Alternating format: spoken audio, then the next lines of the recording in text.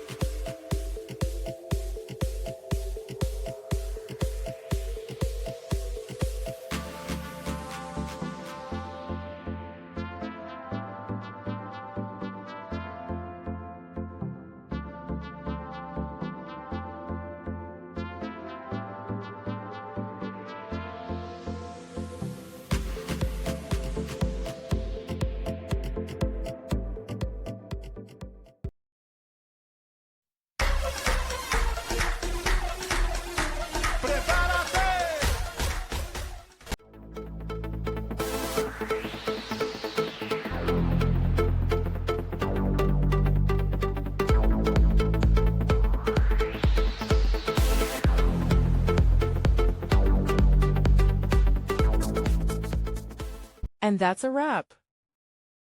I hope you found the answer you were looking for. If you did, take a second to hit that subscribe button. It really helps out. And let me know in the comments which solution worked best for you. See you next time in the debug zone.